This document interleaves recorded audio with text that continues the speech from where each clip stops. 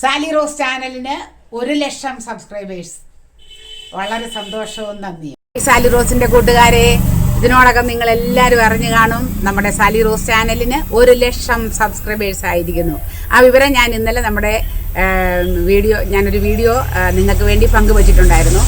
അതിനേക്കാൾ ഉപരി എനിക്ക് ഏറ്റവും സന്തോഷം എൻ്റെ കയ്യിലിരിക്കുന്ന മൊമെൻറ്റോ നിങ്ങൾ കണ്ടു കാണും. കേരള സ്റ്റേറ്റ് സർവീസ് പെൻഷനേഴ്സ് യൂണിയൻ്റെ കട്ടപ്പന യൂണിറ്റിൽ നിന്നും അതേ ദിവസം തന്നെ എനിക്ക് ഈ മൊമെൻറ്റോ നൽകി അവരെന്നെ ആദരിക്കുകയുണ്ടായി.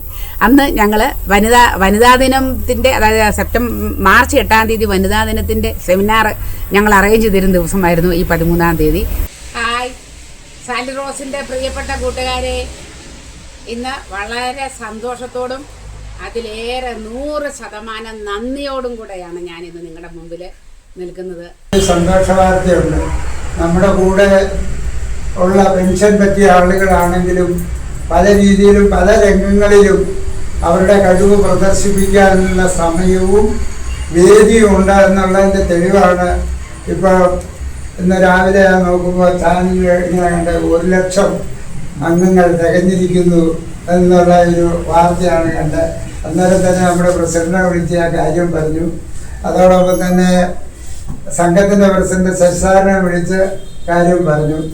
അപ്പം നമുക്ക് ഇന്നത്തെ പരിപാടിയിൽ ഒരു സ്വീകരണം കൊടുക്കാം എന്ന് എല്ലാവരും കൂടെ തീരുമാനിക്കുക. അതനുസരിച്ച് നമുക്കറിയാം, എല്ലാവരും കാണുന്നുണ്ടായിരിക്കും റോസ് ചാനലിൻ്റെ 1,00,000 എത്തി. അപ്പം നമ്മളെ കൊണ്ട് ചെയ്യാവുന്ന പല കാര്യങ്ങളുണ്ട്. ടീച്ചറിന്റെ യൂട്യൂബ് ചാനലിന്റെ 1,00,000 കവിഞ്ഞ ഈ അവസരത്തിൽ ടീച്ചറിന് നമ്മുടെ യൂണിറ്റിന്റെ ഒരു സ്നേഹാദരം കൊടുക്കുന്നതിന് വേണ്ടി നമ്മൾ തീരുമാനിച്ചു. അപ്പോൾ അത് കൊടുക്കുന്നതിനാണ് നമ്മളിപ്പോൾ ടീച്ചറിനെ ക്ഷണിച്ചോളൂ.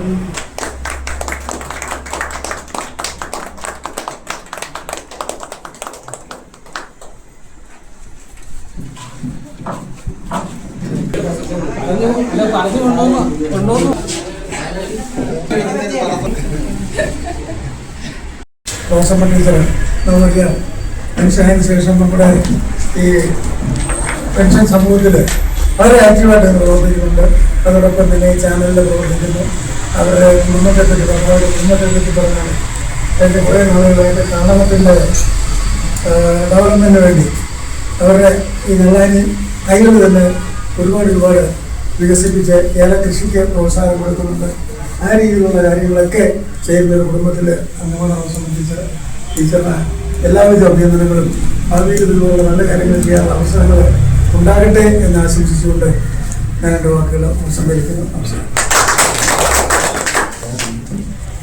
നമ്മുടെ ഒരംഗം ഒത്തിരിയേറെ കഷ്ടപ്പാടുകൾ സഹിച്ച് യൂട്യൂബ് ചാനലിൽ എത്രയേറെ നേട്ടങ്ങൾ കൈവരിച്ചതിനാണ് ഞങ്ങളുടെ എല്ലാവരുടെയും ജീവിതത്തിലുള്ള സന്തോഷവും അഭിനന്ദനവും അതുപോലെ തന്നെ പ്രത്യേകം നന്ദിയും പറയുകയാണ്. കണ്ണൂർ യൂണിറ്റിനെ സംബന്ധിച്ചിടത്തോളം ഒരു വലിയൊരു അഭിമാനത്തിന്റെ കാര്യം കൂടിയാണ്. അപ്പോൾ ഹോസ്പിറ്റലിന് പ്രത്യേകം അഭിനന്ദനം നേരുന്നു.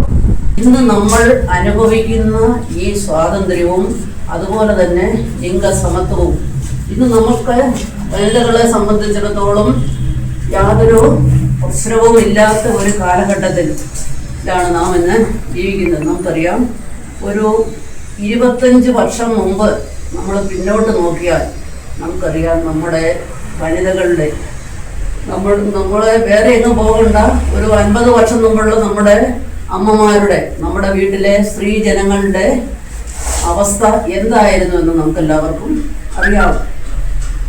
വിദ്യാഭ്യാസത്തിന് സ്ത്രീകളെ കൂടുതലൊന്നും വിദ്യാഭ്യാസത്തിന് അന്ന് വീട്ടിലുള്ളവർ തന്നെ അനുവദിച്ചിരുന്നില്ല. അതുപോലെ പുറത്തിറങ്ങുന്നതിനും സ്ത്രീകൾക്ക് അനുവാദമില്ലായിരുന്നു. അങ്ങനെ എല്ലാ തരത്തിലും സ്ത്രീകൾ വളരെ ഒരു കാരാഗ്രഹ ജീവിതം ഇന്ന് നമ്മൾ ഓർത്തു നോക്കിയാൽ അത് അന്നത്തെ കാലത്തെ ഒരു ജയിൽ ജീവിതം പോലെയുള്ള ജീവിതമായിരുന്നു നമ്മുടെ പൂർവികന്മാർ നയിച്ചിരുന്നത്. അപ്പോൾ ഈ ചിക്കാഗോയിലെ സ്ത്രീകൾ അവർ ഒരു പ്രക്ഷോഭ സമരത്തിനിറങ്ങി.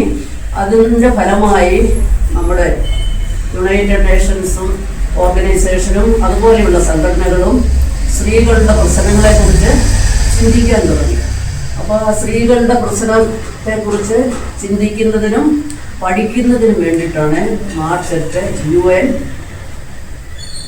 വനിതാ ദിനമായി ലോകമെമ്പാടുമുള്ള വനിതകളെ സംഘടിപ്പിച്ച് വനിതാ ദിനമായിട്ട് ആചരിക്കുന്നതിന് തീരുമാനിച്ചിട്ടുണ്ട്. നമ്മുടെ ഈ കേരളത്തെ സംബന്ധിച്ചിടത്തോളം കുടുംബശ്രീ സ്ത്രീകളുടെ സ്വാതന്ത്ര്യത്തിനും അതുപോലെ സ്വയം പര്യാപ്തതയ്ക്കും ഒരു നാഴികക്കല്ലായി പ്രവർത്തിച്ച ഒരു പ്രസ്ഥാനമാണ് കുടുംബശ്രീ. അതുപോലെ നമ്മളിപ്പോൾ എത്രയധികം സ്ത്രീകൾ ശക്തരാണ്, സമർത്ഥരാണ്, എല്ലാ രംഗങ്ങളിലും സമത്വമുണ്ട് എന്നൊക്കെ പറഞ്ഞാലും നമ്മുടെ സ്ത്രീകളുടെ അവസ്ഥ വളരെ പരിതാപകരമായ ഒരവസ്ഥയും സ്ത്രീകൾക്ക് ഉണ്ട്. സ്ത്രീക്കെന്നും അവളുടേതായ പരിമിതികളുണ്ട്. ഈ അടുത്ത കാലത്ത് തന്നെ നമ്മൾ കണ്ടു, BSc നഴ്സിംഗ് പഠിച്ച ഒരു സ്ത്രീ 2 കുട്ടികളുമായിട്ട് ആത്മഹത്യ ചെയ്തു. അപ്പം വനിതാ ദിനത്തില് നമുക്ക് എടുക്കാനുള്ള ഒരു സന്ദേശം ഇതായിരിക്കണം. മദ്യത്തിനും മയക്കുമരുന്നിനും അതുപോലെ തന്നെ സമൂഹത്തിലെ വിഷമങ്ങളും പ്രയാസങ്ങളും അനുഭവിക്കുന്ന സ്ത്രീജനങ്ങൾ അവരുടെയൊക്കെ പ്രശ്നങ്ങൾക്ക് വേണ്ടിയിട്ട് നമ്മൾക്ക് എന്ത് ചെയ്യാൻ സാധിക്കുമെന്നതിനെ കുറിച്ച് നമ്മളൊരു തീരുമാനം എടുക്കുകയാണ് ഈ വനിതാ ദിനത്തിൽ വേണ്ടത്. അത് നിങ്ങളുടെ എല്ലാവരുടെയും അനുവാദത്തോടു കൂടി ഈ വനിതാ ദിനം എന്ന് പറയാൻ പറ്റിയല്ല, ഈ വനിതാ സെമിനാർ ഞാൻ ഔദ്യോഗികമായി ഉദ്ഘാടനം ചെയ്യുന്നു. നന്ദി.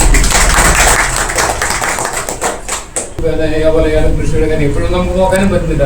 ഞാൻ ശ്രദ്ധിച്ചിട്ടുണ്ട്. വളരെ നന്നായിട്ട് ടീച്ചർ അത് കൈകാര്യം ചെയ്യുന്നു. നമുക്കും ചെയ്യാവുന്ന കാര്യങ്ങളാണ്. ഇപ്പോൾ ഈ പുതിയ കാലഘട്ടത്തിൽ എല്ലാവർക്കും ചെയ്യാൻ പറ്റുന്ന അതിൽ ടീച്ചറെ സമയം കണ്ടെത്തുന്നു. അതുപോലെ തന്നെ അത് ജനോപകാരപ്രദമായ നമ്മുടെ ആനുകാലിക കാര്യങ്ങൾക്കെല്ലാം അവിടെ ടീച്ചറിന്റെ പഴയ കാര്യങ്ങൾ അവതരിപ്പിക്കുന്നുണ്ട്. പച്ചക്കറി കൃഷി, അതുപോലെ തന്നെ ഡ്രസ്സ് കെട്ടുന്ന കാര്യത്തെ പറ്റി ഇങ്ങനെയാണ് സബ്സ്ക്രൈബേഴ്സ്, ഫോളോവേഴ്സ് വന്നെന്നുള്ളതിൽ വലിയ അഭിമാനമായ ഒരു നിമിഷവും കൂടെയാണ്. പ്രത്യേകിച്ച് ഈ യുവാക്കൾ വളരെ കാലഘട്ടത്തിൽ ഈ പെൻഷർ എന്ന നിലയ്ക്ക് ടീച്ചർ ചെയ്ത ഈ പ്രവർത്തനത്തിന് എല്ലാവിധ അഭിനന്ദനങ്ങളും നമ്മുടെ യൂണിറ്റ് നൽകുന്നു. അത് ഇനി തുടരട്ടെ. ചെയ്യുന്ന പ്രശ്നമൊന്നുമില്ല. അവരൊക്കെ ആ കാര്യത്തിൽ പ്രത്യേകിച്ച് ഇതുപോലുള്ള വനിതാ സെമിനാറുകളൊക്കെ ഏറ്റവും കൂടുതൽ ഉത്തരവാദിത്വം വഹിക്കാനുള്ളത് അമ്മമാർക്കാണ്, അല്ലെങ്കിൽ വല്യമ്മമാർക്കാണ്. ഇപ്പോൾ ഇതിൻ്റെ അകത്ത് കൂടുതൽ ആൾക്കാർ വല്യമാരൊക്കെ ആയിട്ടായിരിക്കും. അപ്പോൾ അവർക്കൊക്കെ അതിൻ്റെ അകത്ത് വലിയ ഉത്തരവാദിത്വം. ഇന്നത്തെ ഗുണദോഷിക്കാൻ പോകരുത്. ഗുണദോഷിക്കാൻ പോയാൽ ഭയങ്കര കുഴപ്പമാകും. ഒരു സംശയം വേണ്ട കാര്യത്തിൽ നമ്മൾ വീട്ടിൽ നിന്ന് പുറത്താവും. അവരുടെ മനസ്സിൽ നമ്മൾ പുറത്താവും. അവിടെ ഗുണദോഷം എന്ന് പറയുന്ന ഒരു പരിപാടിക്ക് ആരെ ഉപദേശിക്കാൻ പോകരുത്. പ്രത്യേകിച്ച് പുതിയ തലമുറയിലെ ഒത്തിരി ആൾക്കാരെ ഉപദേശിക്കാൻ പോകരുത്. അത് നമ്മളെ മറ്റൊരു എതിർ ചേരിയിലേക്ക് തിരിക്കുന്ന രീതിയിലാവും. അതിനെ വളരെ സംവേദനത്തോടു കൂടി ആ കാര്യങ്ങളെ കണ്ട് പറഞ്ഞ് ബോധ്യപ്പെടുത്തി കൊണ്ടുപോകുക. ഉപദേശം എന്ന് പറയുന്ന ആരും ചെയ്യരുത്. അപ്പൊ വളരെ സന്തോഷമുള്ള ദിവസമാണ് എനിക്കിന്ന്. ഞാനിത് പറയാൻ കാരണം അതിന് മുമ്പ് പല മേഖലകളില് ഇതുപോലെയൊക്കെയുള്ള ചില പരിപാടികളിൽ പങ്കെടുത്തിട്ടുണ്ടെങ്കിലും ഞാനായിരിക്കുന്ന ഈ ചെറിയ യൂണിറ്റിൽ, കട്ടപ്പനയിലെ KSSPUവിന്റെ കട്ടപ്പന യൂണിറ്റിൽ നിന്നും ഇതുപോലൊരു ആദരവും ആശംസയും എനിക്ക് കിട്ടിയതിൽ ഞാൻ ഒരുപാട് സന്തോഷിക്കുന്നു. ഇന്ന് 2 കാര്യങ്ങളെ ചേർത്ത് പറയാം. ഒന്ന്, നമ്മൾ വനിതാ ദിനം ആചരിക്കുന്നതിനോട് ചേർത്ത് ഇപ്പോൾ തന്നെ നമ്മുടെ തോമസ് സാർ പറഞ്ഞു, നമ്മളെല്ലാം റിട്ടയർ ചെയ്ത് ഇത്രയും വർഷം കൂടെ മുന്നോട്ട് പോയവരാണ്. എന്നിട്ടും എനിക്ക് ഈ ഡിജിറ്റൽ വിദ്യ ഉപയോഗിച്ച്, അതായത് ഞാൻ ഇത് എഡിറ്റ് ചെയ്യുന്നത് പ്രീമിയർ പ്രോ എന്ന് പറയുന്ന സോഫ്റ്റ്വെയറിലാണ്. അതുപോലെ തന്നെ ഒരു സാധാരണ ക്യാമറയും സ്റ്റാൻഡും പിന്നെ മൈക്കും അത്രയൊക്കെ ഉള്ളൂ, അല്ലാതെ ഒരുപാടൊന്നും ഇതിൻ്റെ ഇല്ല. ഇത്രയും വെച്ചുകൊണ്ട് ഞാൻ തന്നെയാണ് വീഡിയോ എടുക്കുന്നതും എഡിറ്റ് ചെയ്ത് മുഴുവൻ കാര്യങ്ങൾ ചെയ്യുന്നത്.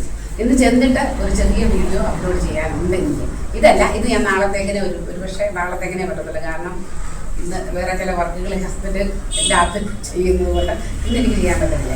അപ്പം ഞാൻ പറഞ്ഞു വന്നത്, ഒരു സ്ത്രീയാണ്, അല്ലെങ്കിൽ ഇന്ന് നമ്മളിൽ പലരും പറഞ്ഞു കേൾക്കുന്ന ഒരു കാര്യം നമ്മുടെ പരിമിതികളെ കുറിച്ചാണ്. സ്ത്രീകൾക്ക് പരിമിതികളുണ്ടോ?